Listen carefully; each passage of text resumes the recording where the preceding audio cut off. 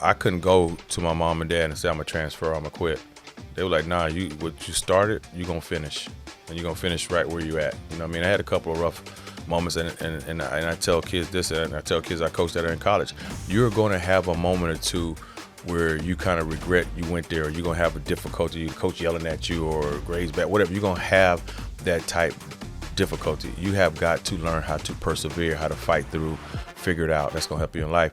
Now it's so easy, somebody don't like something, they're gonna transfer. And the parents condone it.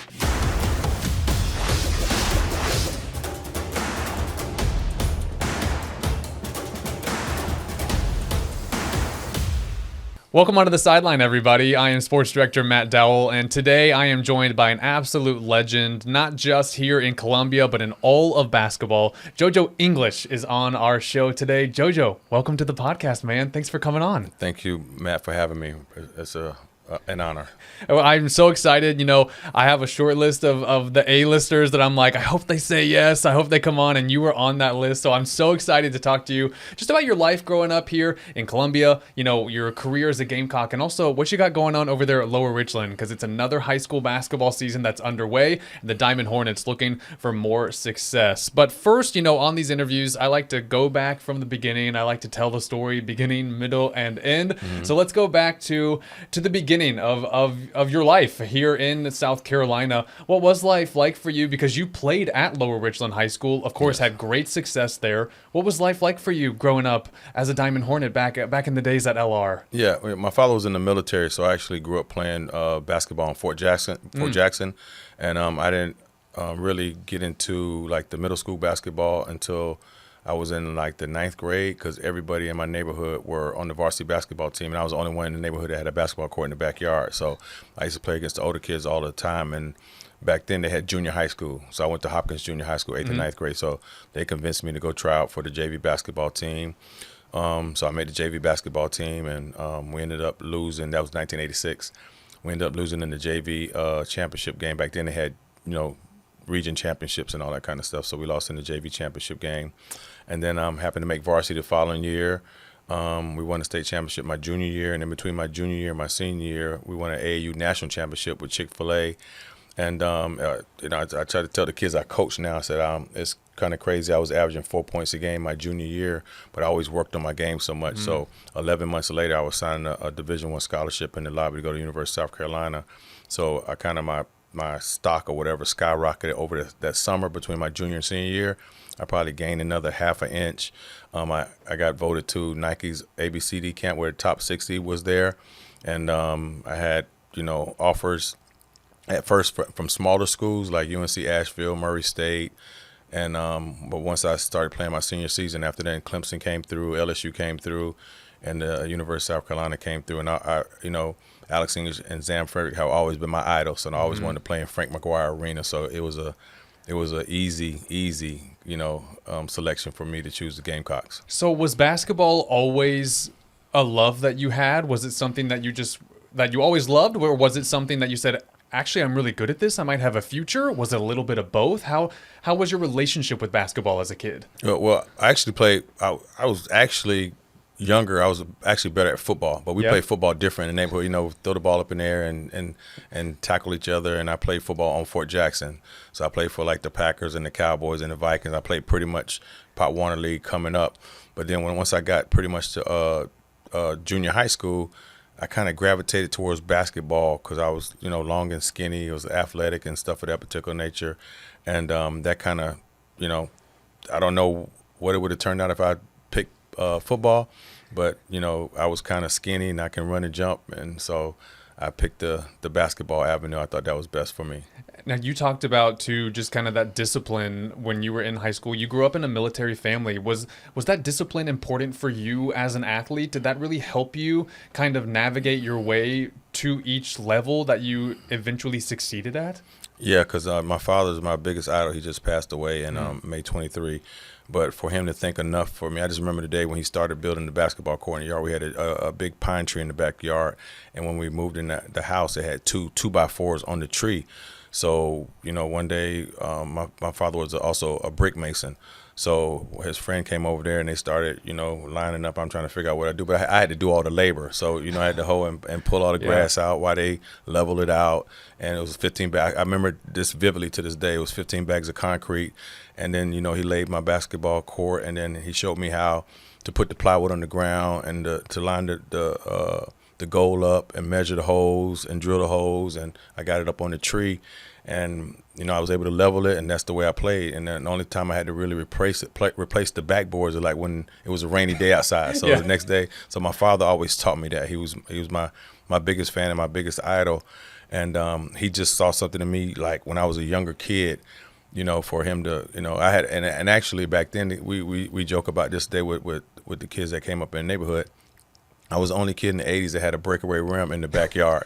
Because my other cousin ran the gym on Fort Jackson, so he gave me like the old rims that were, they didn't use anymore, and the really good basketballs and really good nets. So I had like top-notch stuff in the backyard, in the Lower Richland community when I was a kid. That had to be the place to be. That had to be the coolest thing, to have your own basketball court in your backyard. Oh yeah, they would come every night, but my mom had simple rules. Every Saturday morning I had to get up and cut grass, rake it up and bag it up. Not like these kids where they don't go outside, it's too hot or whatever it may be. And then, my parents always told me, said, if your friends are not willing to help you, clean the yard up and stuff like that, you think about that, those are the ones you shouldn't be allowed to come in here and play with you. You know what I mean? So we always had a rule. We would play until the sun starts going down, and then everybody had to clear the yard out. So that was a form of discipline that taught me, at a young age, and it kind of carried over later in life. Yeah. And stuff of that particular nature, because I had really strong parents, and I was blessed to have my parents. 53 years of my life.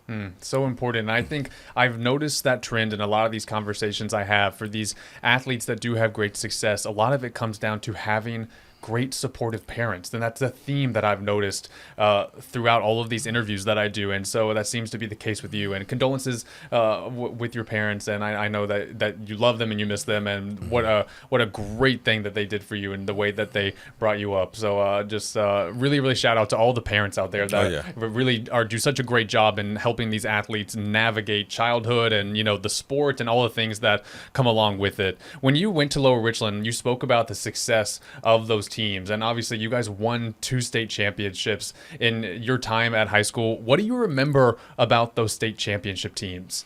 Well, me and Big Stanley Roberts, we came up through kindergarten at Harl Hill Middle School all the way up together. The majority of my other teammates, we kind of got together in middle school because we went to different elementary schools. So we had a kind of a different chemistry because we all came up together. And I tell the kids I coach now, I said my best playing days, even though I played with the Bulls, I played at the University of South Carolina, I played overseas. I said my best playing days was playing at Lower Richland because we accomplished things that would never be accomplished before. We set, high school attendance records. We were able to travel nationally, where they took us to Kissimmee, Florida, to Disneyland or World. I'm not sure which one it is. Land, I believe it's Disneyland.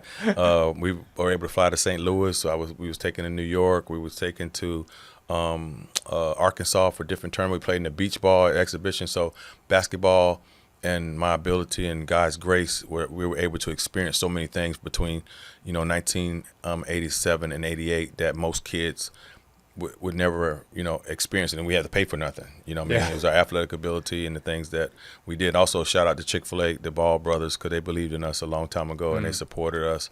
And they helped us to accomplish a lot. Just an amazing time for Lower Richland basketball. And then you kind of spoke on it earlier about the recruiting process and, going to South Carolina and that dream coming true. But obviously, it's the signing day period right now. That's a kind of a big theme that's going on this week.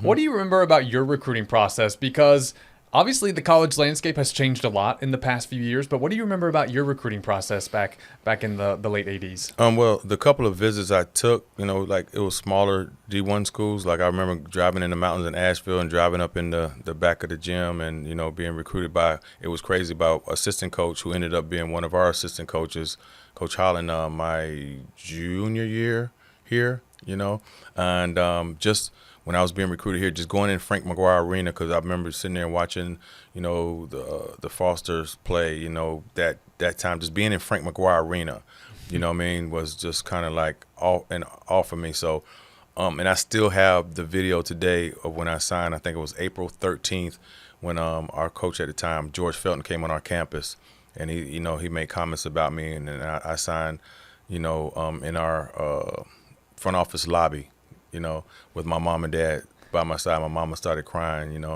So I mean that's a special moment, and I can't understand how any elite high school athlete in the state of South Carolina would want to come be a Gamecock in any sport. I just don't understand how you would want to go elsewhere. That's my personal opinion. Yeah. What made South Carolina the choice? Was it just a no-brainer? Was it just the dream that you wanted to have, or was it something when you got on campus in your visit that it really did just click? That was part of it, but then when I was younger, when we played AAU basketball for Coach George Glent, we always worked. We always went to Alex English basketball camp up in Newberry, and it was like 200 of us on the floor stretching, and I was just in awe how like articulate he was, how he was explaining to us how to stretch, how he was explaining to us how to be a pro athlete and all that kind of stuff, And I was a little younger when he came through, but I remember him playing basketball in Zam Frederick, and it was just something about. And then I happened to meet Frank McGuire, God bless dead, years ago, and his, and his thing was he never really approached you talking about basketball. It was more so about the journey in life, and he would, mix in some of his experiences at North Carolina and stuff like that. And I said, I would like being around that man, you know what I mean? So, like when my freshman year, it was always, once I signed and decided to go there, it was always good to, go through. Everything has changed so much now down there. But like where they practice at now, that was that the Carolina where we played at, downstairs were the classrooms. But when you enter the left, that was the basketball offices. So I remember walking in all the time, and Coach McGuire would be sitting there holding his cane, and he always greeted us like we were his players, like we played for him. You know what I mean? He made it so accommodating. So being at home, and I was like, I could be at home playing in the Metro Conference, against the Louisvilles and the Virginia Techs and all those guys, well, not Louisville, I'm sorry, Memphis States and all those, back then. Yeah. We had Alex on the show, and it's just so cool to pick his brain and just all the influence that he's had really in the Columbia area for decades. It's really incredible. And to see how far back that goes, and just what an icon Alex is just to the whole Gamecock community and really basketball. It's really cool. So it's cool to see his influence on your career and so many other basketball players. When you think about your time at South Carolina, what are your core memories as a Gamecock? I know that there's probably a lot, and that's a loaded question when you have all those years to think about. But when you think about your time as a Gamecock, what are those core memories for you? Of course, beating Clemson. Of course. It was different back then because our first 3 years we played them twice. So we played them home and away. My freshman year, sophomore year, and a junior year. And I'm about to tell my age because my senior year was our first year in the SEC in 1992, but we still played Clemson once. So I had and actually my sophomore year when we were down to like I think 6 or 7 scholarship players because of injury and ineligibility for some. We played Clemson the last, God bless dead to Eldon Campbell, who just passed away. We played Clemson in the Carolina Coliseum, and we ended up beating them to finish 14-14, and like the entire fan base was still in the arena because we had to come down the steps and come up the steps, and just hearing that the 2001 the entrance song, going out there and playing, and the energy that they provided was like unreal. So like beating Clemson, especially my sophomore year, and then playing against North Carolina in the Diet Pepsi up in Charlotte and beating them when it was number 4 in the nation, beating Tempo here when I hit 7 threes in the first half. God bless dead Coach Chaney when they was 4th ranked. So there's vivid memories, I had, and then also playing with my AAU teammates, Joe Red, Barry Manning, and those guys were here, Columbia guys. We were just unfortunate we couldn't get Stanley to join us. I think if Stanley joined us, we would have been a Final Four team for a couple of those years easy. That's so cool. I mean, it's just so cool to see the camaraderie and just all those memories and those moments that I know so many Gamecock fans have. I know I still talk to so many people in the basketball world that are like, man, I miss the Coliseum. Like I kind of miss the vibe at the Carolina Coliseum. The CLA's fun, but something about that vibe at the Coliseum, it is so intimate and it is so cool. And it is different from the CLA. When you look at your time at South Carolina, from the time you started to when you graduated, how different were you as a player? How did you grow in those 4 years? I was really athletic, but like in my neighborhood, once once I got older to a certain degree, like the older kids I played with, they went on to the military and stuff like that. So it wasn't like I was in the city, so I had a lot of people to play against and stuff like that. So there was a lot of things I had to work on individually. But I never forget Scott Rizzo, who was our assistant coach. We on a plane trip my freshman year. We flying somewhere, and he said, "JoJo, you are a handle away from the NBA. That means my ability to handle the basketball." So I would always like work out after practice. In Frank McGuire Arena, I had an 8:15 class, so I would get there at 7:00 in the morning, and I would get shots up with Joe Dooley until 7:45, take a shower, and I would go to class. I did that, every day because I wanted to get better. I wanted to get better. Like I tell my kids now, like I was so afraid not to necessarily fail, but I was afraid to go out there and look bad in front of people. You know what I mean? My thing was I always wanted to get people excited when they watch me play, you know what I mean? When they go like, and right now, I go through wherever and somebody hear my name and they're a Gamecock fan, and the greatest compliment you can receive when somebody say, you know what, I really enjoy watching you play. Yeah. And they start throwing off memories of stuff I forgot about when you did this, when you dunked on this person and all that kind of stuff like that. So the energy level back then kind of motivated me to always work on my game and get better and get better and get better. And then the support we had, from the Gamecock Nation, whether we was winning or losing, they was always there, supporting us. Yeah, I had someone this morning, when I told them you were coming, they were like, "Oh, I loved watching JoJo back in the day. He's one of my all-time favorites." So that you still have that legacy even today. So many people remember those years watching you play. Can I switch gears real quick and just ask you about the current team? Because we're in the non-conference. They've started, they've lost 3 games, but all 3 of the games for South Carolina this season have been close losses. It's just really been those big moments that they have not been able to kind of perform in the clutch. So what have you seen? What are you seeing from this group this year? Kerry Richards is one of my guys, Yeah. And actually I tell him the story, like, I was the first guy to give him a pair of shoes my freshman year. He came in the locker room. So I talked to him about, I haven't had a chance to get down there to really see them practice or whatever. But I think they play hard and they respond to Coach Paris. I think he's a good basketball coach, but I think they might be lacking like that interior presence. We miss Colin Mary Boyles and stuff of that particular nature. We got good guard play, good wing play. And I think it's good to go through the struggles now to play the good teams and then figure out a way like why you lost, the close games, either free throws, rebounding, defending and stuff of that particular nature. So I think they can fix it. But I enjoyed them playing a tougher non-conference schedule this year opposed to last year because I think it's going to help them when they transition into SEC play. So you spoke about kind of getting ready for the professional league and how, your coaches were like, hey, you are this close to being an NBA talent. What was the transition like to the pros like for you? Because I tell people all the time, going from college to the pro level is very, very hard and it's very different. So what was that transition like for you? Well, I didn't get drafted, but like the very next day I had like 7 teams invite me to like their summer league. And I'm telling my age again because that was the first year that the NBA had the Rocky Mountain Review, the summer league that was out in Utah. So I had different choices, and the team we picked was Houston. With Rudy Tomjanovich was a coach. Robert Ory, who actually grew up in our neighborhood, was a rookie.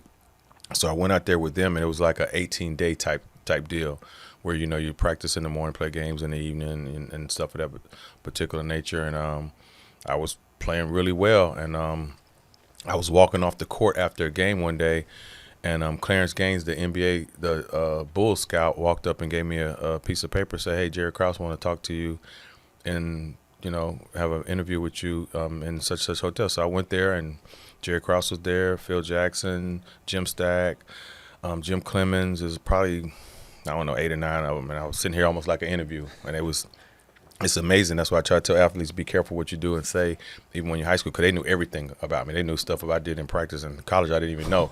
So, but they didn't have a summer league team because they were just coming off their second NBA championship. So I had to make a decision whether, okay, go back to Houston. Do they have a spot? They just drafted a guy, Curtis Blair, or go try to make it with the Bulls. And what the Bulls did, the Bulls invited us in for like a rookie free agent camp where they told us out of those 50 guys, they're going to take 6 to vet camp. So it was like a 3-day mini camp. So they were cutting guys, sometime in between practices or whatever it may be. But I made it to the last 6. I think it was myself, Kelsey Weems, Gerald Mackins, Joe Courtney, Anderson Hunt from UNLV. So we ended up making it to vet camp. So that's when the big boys came in, Scotty, Michael, John Paxson, Horace Grant, Will Purdue, that whole crew came in.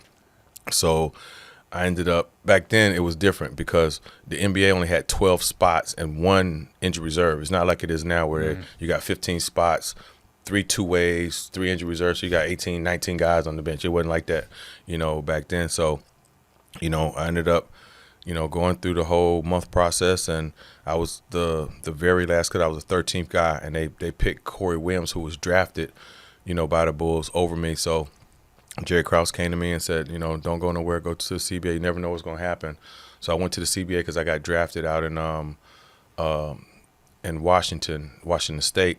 So I was playing maybe about 2 weeks out there because they had the NBA call-up time was around January, maybe or so, where they started giving 10-day contracts out. So when it came to 10-day contract, myself and David Rivers from Notre Dame were the first 2 players from the CBA to get called up.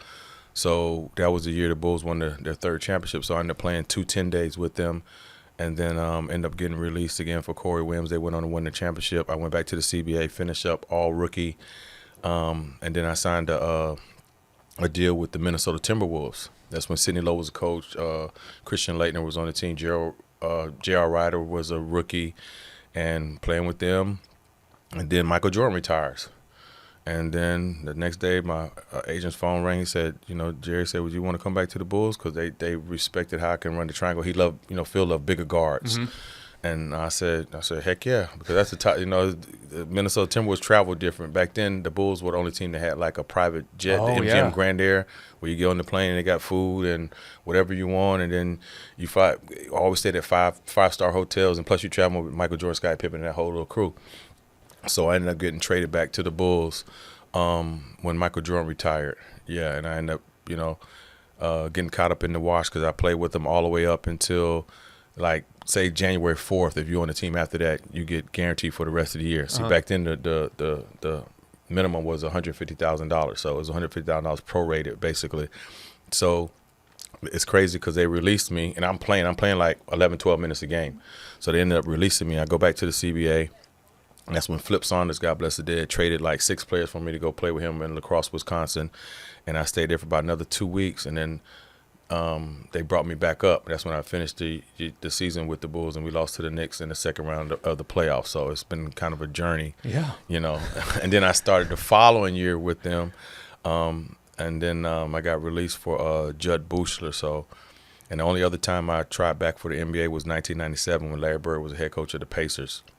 And Rick Carlisle was assistant coach and Dick Harder was assistant coach.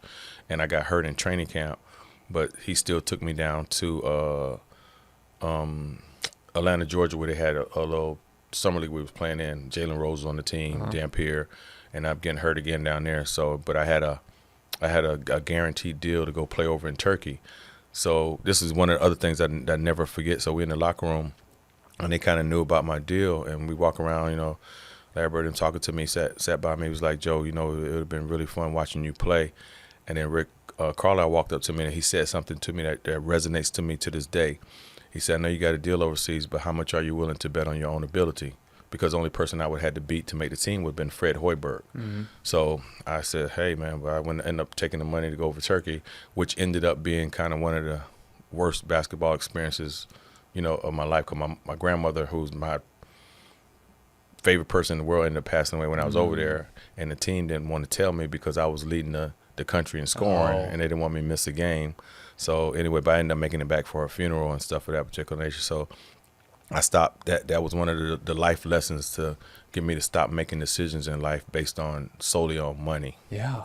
That was such a fascinating kind of journey through everything. And can you tell us, because I know we kind of are on the outside looking in on, being traded or, who's being let go and all that kind of stuff. We just kind of see the headlines and all that. But from a player perspective, when you don't really know, like, what the future holds and you're kind of constantly trying to, like, prove, like, to be here or here or here, what is that like to go through just emotionally, mentally, physically, to kind of always just never really knowing quite what the next few months or the next few years look like? Yeah, well, that's why I played so hard. I've been waived, released, cut, but I played so hard, and they, like every day you didn't know. I was on a non-guaranteed rookie free agent contract. So, the couple of times I did get cut. One time I practiced and have a good practice, and then Jim Clemens said, "Hey, coach, they want to talk to you upstairs." So I go upstairs, and all the coaches are right there, checks one and all, and they give you an evaluation of what you did or how you play and whatever it may be. And then you go to the CBA, you figure it out, you come back, and like you get kind of nervous every time your name is called. When they're like JoJo, you're like, "Oh Lord, they about to call me and cut me," again, and stuff of that particular nature. But I made it through it, and then once I transitioned to really going overseas, the first time I went overseas was '94. I played in Australia, and I don't want to talk you to death because the story is a really long story.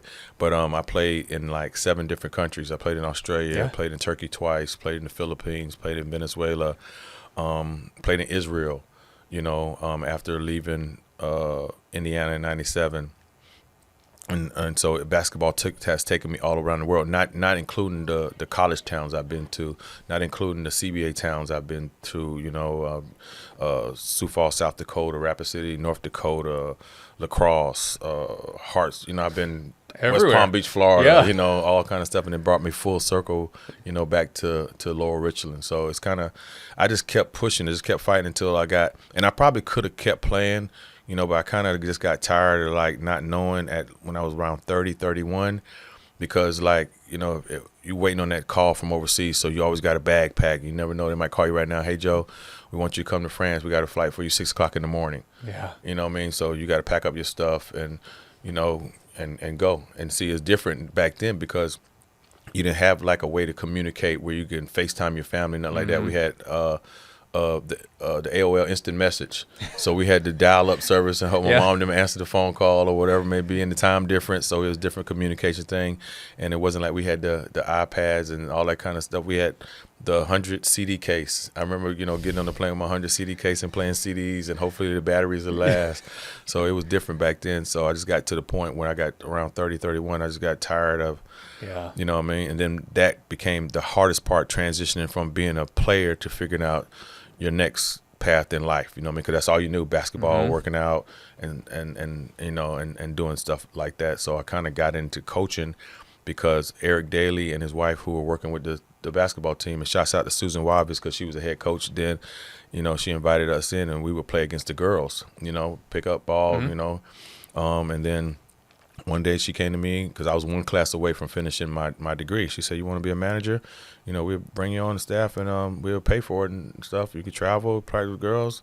I said, "Cool. You can help run the practice squad." I said, "No problem." So that's kind of like the first thing I got into coaching.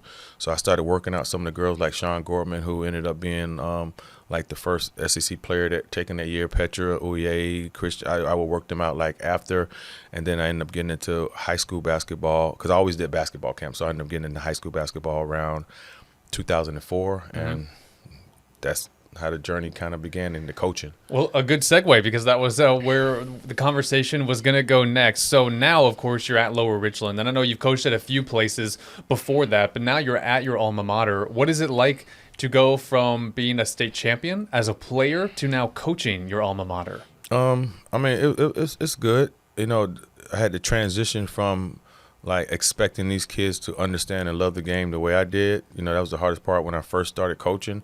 Like, why they don't want to work out? Why they don't love it? Why, why? And then you have to understand, my mom would always give me notes. She kept like photo albums from my junior and senior year, like every newspaper clipping from the state, and they had the Columbia Record back then. And I got like probably 90 videotapes because we were always on the news at 11:18, the sports segment. So she recorded everything, that That's awesome. that we did, like when Rick Henry came in.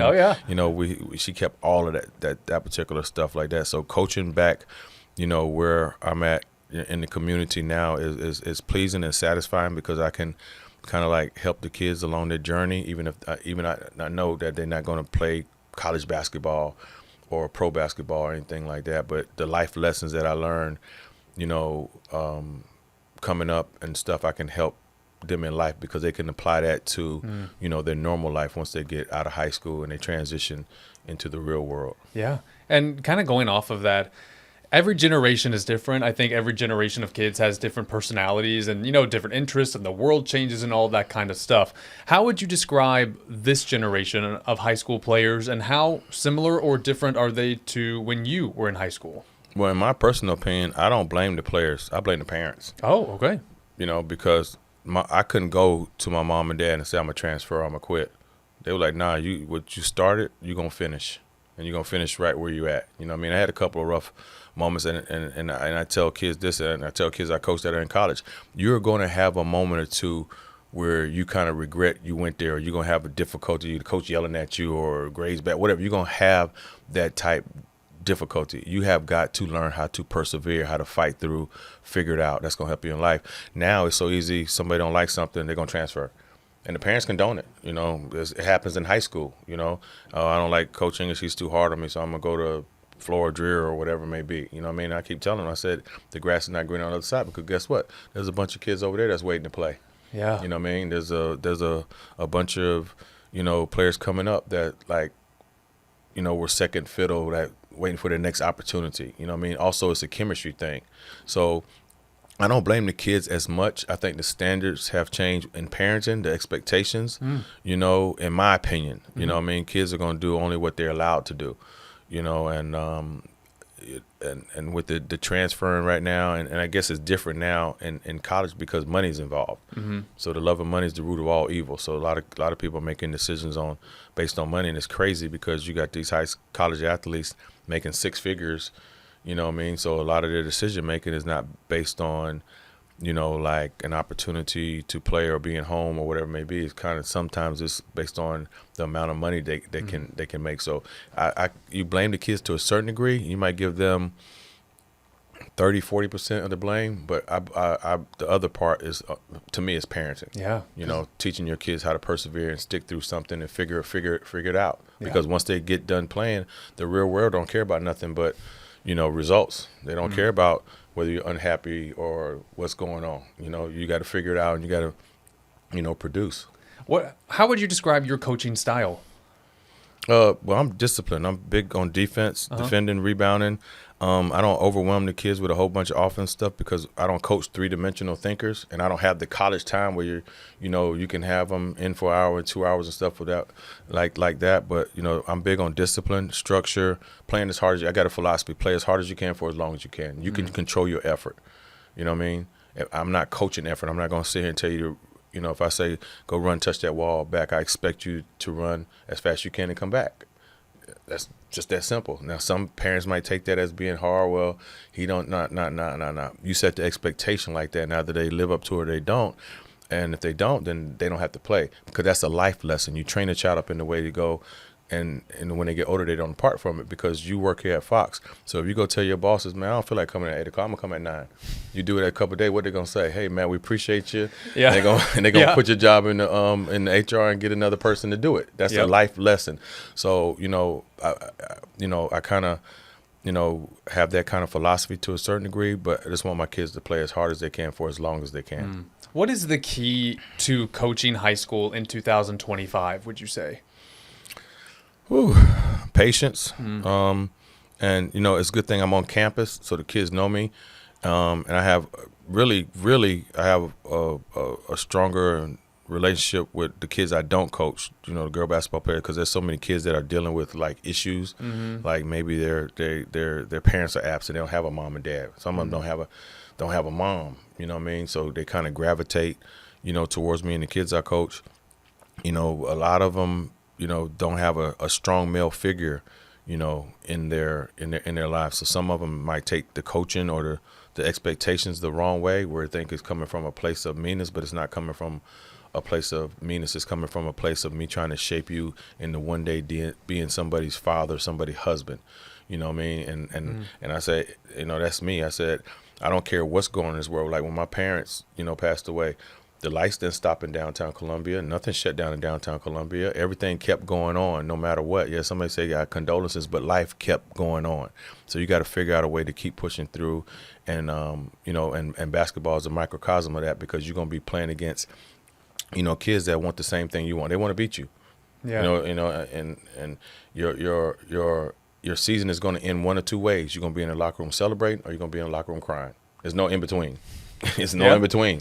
So, usually the ones that win, unless you're extremely more talented than the other group, the separation is going to be how hard you work, what you put into it. And that's going to be the reward.